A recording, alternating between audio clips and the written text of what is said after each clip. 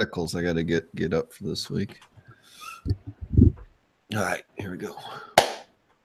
All right, guys, welcome to the Marvel Minute. This is Brandon. As always, I'm joined by Trevitt. Trevitt, how we doing, man? Pretty good. Not too bad. Yeah, and we had a late poll this week because my holidays in the middle of the week tend to throw me off. So I had no idea what day it really was this week until probably Thursday, late Wednesday when I put this poll up. So I only threw 2 books up there. It was only a 24-hour quick bit, so you might have missed it because it didn't drop on its usual schedule. But it was between Deadpool Kills the Marvel Universe Again and what was the other one? Spider-Man Master Plan? Yep, Spider-Man the Master Plan, which was I just pretty short. Yeah, I just pulled out the really 2 number ones and I threw them up there this week. That was the extent of my planning. So if you were mad about the choices, that was why. But this one is one of the always continuing Deadpool miniseries going on. My daughter in the background, I'm sure everyone can hear. It's going to be going throughout. I'm home alone today with her. So we got writer Cullen Bunn, and then an art team. I'm not going to nail any of these names here. We got Dalibor Telejic, Goran Sudzga, and Miroslav Morva. Goran Suzuka. Goran Suzuka did the art in the last 2 Daredevil issues. He's the secondary artist when it's not Ron Garney. Okay. He did the one with Luke Cage. So that's the art team I will never repeat again. You don't do other work, but I hope they're never on a book together again because that is a hell of a trifecta right there, name-wise. Oh, yeah. Marvel Comics, of course, being the Marvel Minute here, and we're going to get into a quick blurb before we go through Deadpool Kills the Marvel Universe Again. Did you read the first miniseries at all? No, I didn't. I've never read it. I'm not a big Deadpool fan. Yeah, see, I like some of the miniseries they do. The first one was pretty cool because it had like a lot of fourth wall kind of breaking ending going on with like Deadpool promising to come after the creators for making him do all that stuff in a way. And I kind of thought that's where this one would pick up, but that's really kind of not what we get at all. It's really just a totally independent story. It's not connected to the first first miniseries. So you just have to know that going in if you're a fan of the first one. So sit back here, relax, and Deadpool is back to kill the Marvel Universe again. Only from what I've read so far, it doesn't seem to be much of a continuation at all, and instead more of just a sequel released to squeeze money out of the loyal Deadpool fans' wallets. So it's worth pretty much. Yeah, yeah. That's what they always have a Deadpool miniseries going on. Like as soon as one ends, a new one is fresh on the heels of that one. So, so is it worth watching Deadpool chop his way through the Marvel Universe yet again? Why don't you guys sit back and find out as we spoil all in the coming minutes here. And I'm fresh off of seeing Spider-Man Homecoming. I know you saw it a couple times, you said already this week. So, oh yeah. You know, coming off a Spider-Man high to talk about this book is a little disappointing, I guess. just you liked it, right? Did you like it? I liked it a lot. I liked all the Easter eggs and shit I was picking up on. So, and it was hilarious too, wasn't it? Yeah, it's a great movie. Badass. So yeah, we're unfortunately not here to talk about that, but Deadpool kills the Marvel Universe. So it starts off in New Orleans, and you get the gist pretty quickly of what's going on.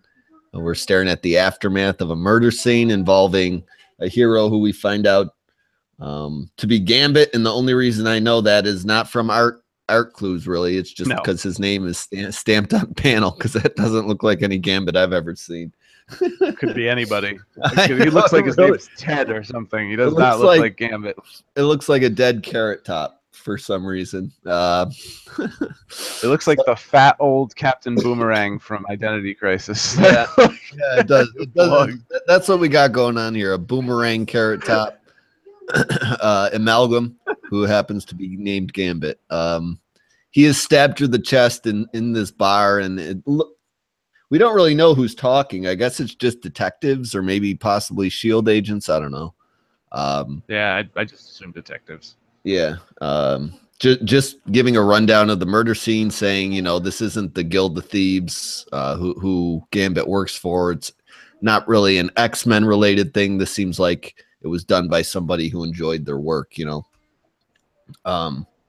So flash forward to that narration taking us to the next page, and we're on AIM Island. And for kind of a group of former bad guys gone good, they still like to portray them in like every scene of random bad guys ever. You know what I'm saying? Yeah. so like, go ahead. Sorry. Is it a rogue splinter group? Did they explain that? I forget, because I don't even think they said that, right? No, they don't really get into too much detail here. I think it's just kind of takes place in Marvel Universe Classic, because the reveal of villains at the end is also like, what? Yeah, that's true too. But we'll get there. So this is basically a room of Deadpool and his Uncanny Avengers team. That's what they're called, right? The mix of mutants and Inhumans and Avengers, and they're taking on, again, various unnamed AIM scientists, just in the yellow bodysuits, you know, the ridiculous radiation bodysuits. So everybody's just got weapons going at each other. Rocket launchers. Yeah, we got a rocket. They all have rocket launchers. Yeah, in close quarters battle, they're going to be just suicide mission here, I guess. They're run by Modak, so I guess that makes sense. You know, Modak's nuts. He just wants everybody dead. And from a green mohawk. Yeah, from what I can tell here in this scene is that it looks like everything's taking place as it should, like normal, right? Yeah. And it's not until really the next page where Deadpool gets close to Modak that this so-called enchantment occurs. And even then, it's still a little fuzzy on if it's working. Yeah, he just starts saying shit. I think it's in quotations. Mm-hmm. And that's like the trigger. Yeah, so Modak is one of the bad guys, from what I understood, connected with the reveal at the end. And at this point, he's like triggering. He's like triggering this. I don't know, possibly inside, you know, Winter Soldier type message hidden inside Deadpool. That's what I got out of it. He's trying to get tricks them into doing what they want. Yeah, he's trying to get Deadpool to turn on the Uncanny Avengers. What ends up happening initially is it looks like Deadpool turns on Modak and kills Modak. And then we go through a crazy art change after that happens. So I guess this is the point where the mind wiping or the enchantment takes full effect, because Deadpool thinks he's going after these guys called Modak's genetically modified anti-uncanny Avengers. I mean, that's a fucking mouthful of words right there. Hands. I love the names. Hands Off Cowgirl, Snarky Raptor Cheetah, Dr. Voodoo Doll, and they just look ridiculous. Yeah, and Brainwave Ninja. And I was trying to figure out who was who, and Brainwave Ninja is Synapse, right? Dr. Voodoo Doll has to be just Dr. Voodoo. Actually, I think Brainwave Ninja is Synapse, yeah, and Hands Off Girl is Rogue. Yeah, who is Snarky Raptor Cheetah? Who is that? Did you figure that one out? No, it's got to be Quicksilver. Is that it? Yeah, it's got to be Quicksilver, because Quicksilver is the only other one. Because he, what did he do? He hit somebody. I think he punched somebody or something. Yeah. Yeah, a random AIM guy. It just says Quicksilver, and he's like pushing some guy. Yeah. So Deadpool's seeing his teammates as these crazy Avengers run by Modak, which isn't really what's taking place. This is all going on in Deadpool's mind, and he starts hacking limb from these so-called genetically modified uncanny Avengers squad or whatever. I can't remember that name again. Yeah, no, Uncanny Avengers. Sometimes they call the Unity Squad. That's why.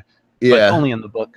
But you really get the hint towards the end of the art before it changes back that Deadpool was doing things he shouldn't have been doing and killing the heroes, because Synapse is like, Deadpool, what? Why did you? You know, before he chops her head off. So then the art comes back to normal, and you see Deadpool just standing in a room full of dead, uncanny Avengers, and just everyone around him in general being dead. So you really see where this book is headed at this point. And Dr. Voodoo's head on a spike, like everybody's Quicksilver's got a foot chopped off. Yeah, it's really, you can kind of see what he did to the cartoonish looking Avengers, what happened to them in the real world now. You know what I'm saying? As everything changes back over, and then we flash over to the group of good guys trying to piece together what's going on here. And it's really a random group of people, if you ask me. It really is. Jessica Jones, Kate Bishop, Cable, Moon Knight, Misty Knight. And they're sitting, I don't know where they are right now. Are they at the crime scene, basically? I have no clue. They showed this castle on some island. I assume that's where they are. I think that's AIM Island, where the whole fight was going down, because eventually, as they're sorting through what happens, and they ask Cable, you know, do you got a sense of what's going to happen in the future? He's like, it's all blurry for me, because, you know, that means I'm going to die. And Moon Knight stumbles upon a giant Deadpool smiley face drawn in blood on the ground at some point. So essentially confirming that Deadpool is the one that attacked everybody and killed everybody at this location. Moon Knight was the best part of this issue for me. Yeah, I mean, to be honest with you, like, all those character voices just sounded like you could have put anybody in their places and it wouldn't have mattered, except for the whole Cable part where he's like, you know, I can't get a sense of the future because I'm gonna probably die. Yeah. Other than I just like to see Moon Knight doing something not in a mental hospital. You know what I mean? Like actually being a character, interacting with other heroes, and he's got the like white business suit get up on at this point in time. So kind of from his Ellis run. Mr. Knight, yeah. So it almost makes you wonder if this was drawn a long time ago and just kind of kept in the bag. You know what I'm saying? Just the way the teams are formed and the bad guys used and the costumes people are in. That's just kind of the sense I get. But then from the good guys discovering Deadpool behind this, we move on to Schaefer Theater, and this we discover is kind of where Deadpool's hanging out. And where he thinks a base of operations is for him, because he's still enchanted. So he walks in and he thinks he's being congratulated by like Captain America, Falcap, basically, and Captain Marvel, when really he's just staring at a fuzzy TV screen and eating noodles straight out of a can. So you get a panel by panel comparison of what Deadpool thinks he's seeing to what's really going on. Everything looks so dirty and gross in in comparison to when he sees them. Foul and disgusting art look. Yeah, they do a good job of conveying how nasty it is. And then Deadpool thinks he's getting a message from Nick Fury, kind of sending him on a new mission, which we find out is to the Egan Sea, and he's going to start some shit with a bunch of gods, basically, here.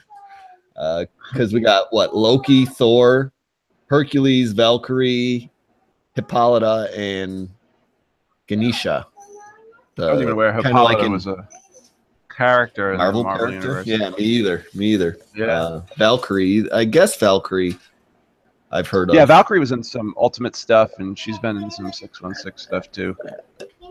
And then kind of like, what is that? The Indian god of Buddhism or something? Ganesha? Yeah, Ganesh.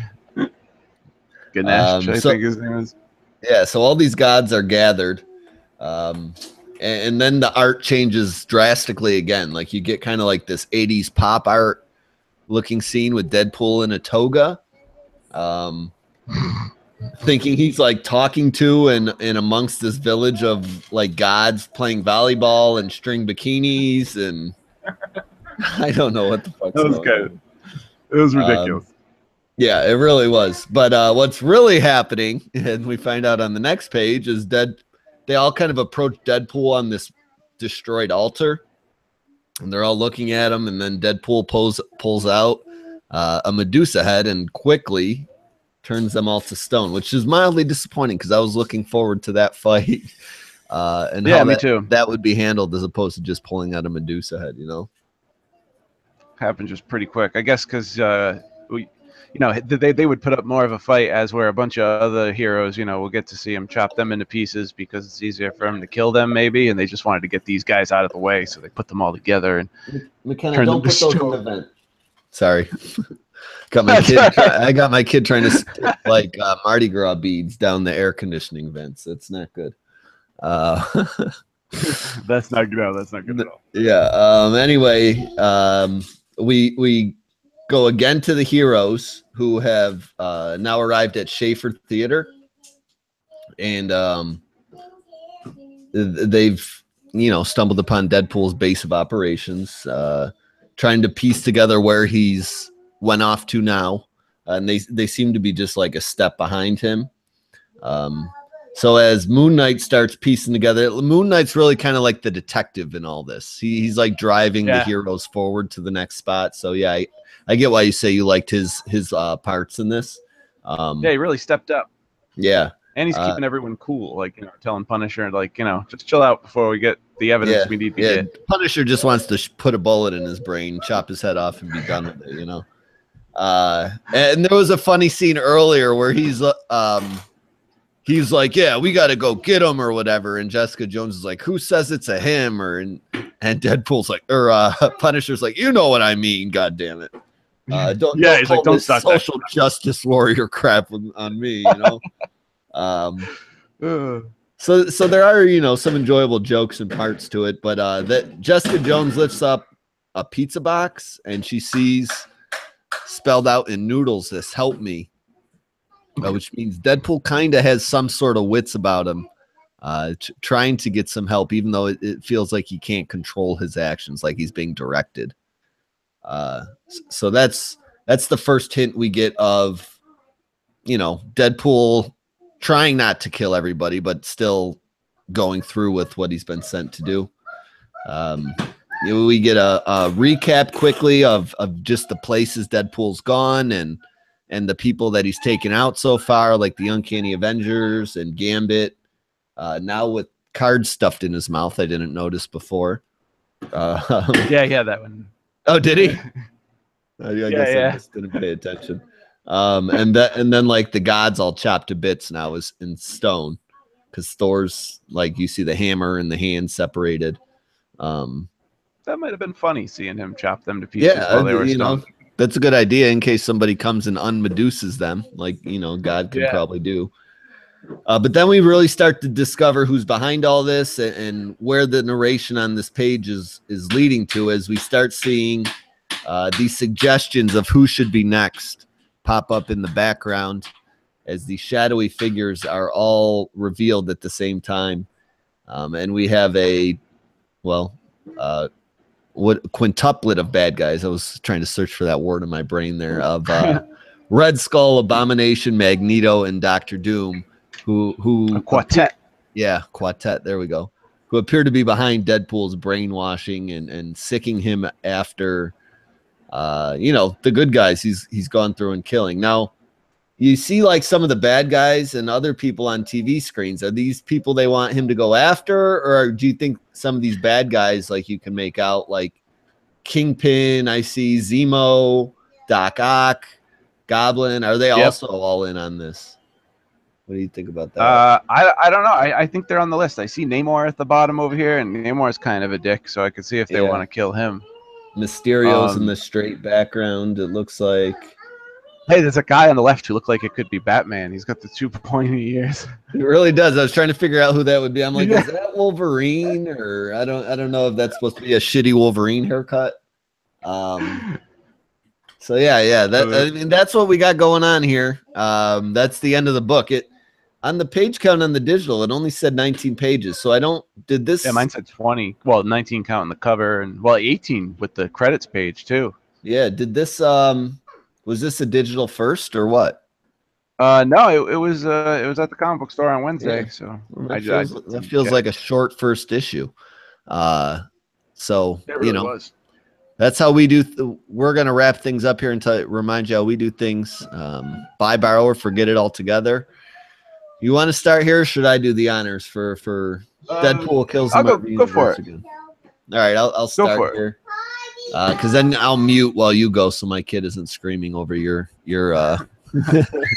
ending thoughts. But I don't know. I'll say right now, I think it's a borrow. I can see why Deadpool fans would enjoy what's in here, but you'd have to be somebody that buys every Deadpool book, regardless. Like I think there's some quality to be found in the book. I don't think it's total crap and a straight up forget, but I don't think a casual Deadpool fan or somebody that's just a fan of the movie would find this super enjoyable. I thought my favorite parts of the book were when the art went crazy. You know what I'm saying? Like when it went to that 80s pop art style and when he was fighting the crazy looking Avengers.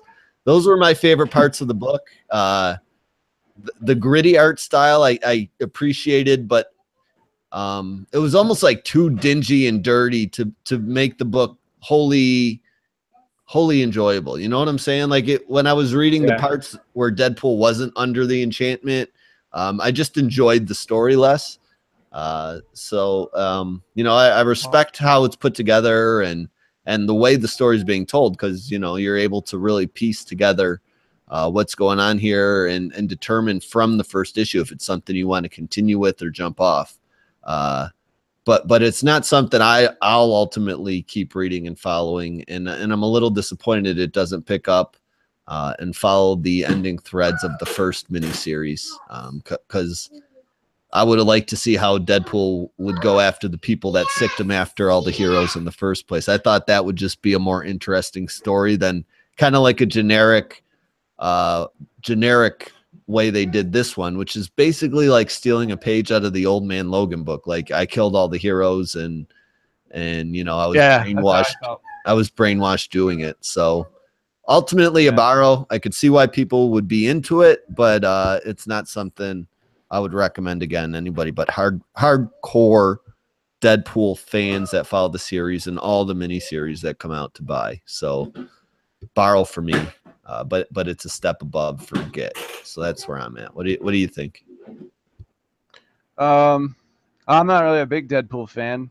The art was pretty good. The colors were like really, really muted. At times it was, I don't know, it was hard to press on. There were a lot of things I did enjoy about the book though. Yeah. Like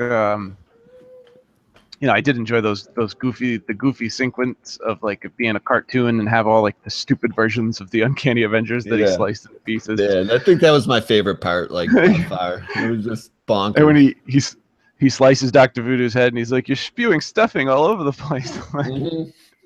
That's just fucking hilarious because it's blood. It's not stuffing. It's blood and guts all spilling out everywhere. Yeah, it's not some stuffed animal being destroyed.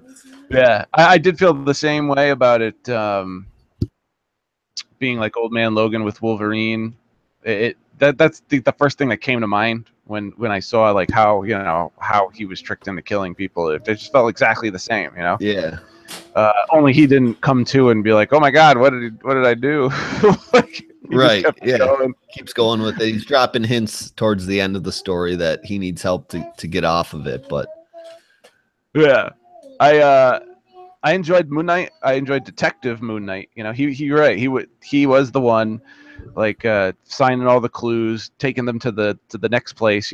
Being the person that was keeping them on Deadpool's trail, and it was nice to see him not dealing with his psychosis or in a mental hospital or in some foreign dimension that you don't even know if he's in. So the God stuff was, I don't know, it was kind of funny. I like the toga party thing with the pop art, but I felt like it was kind of, but it was kind of cheap just to like pull out Medusa's head, turn him to stone, and that's it. And then you see them like you see one of them chopped into pieces.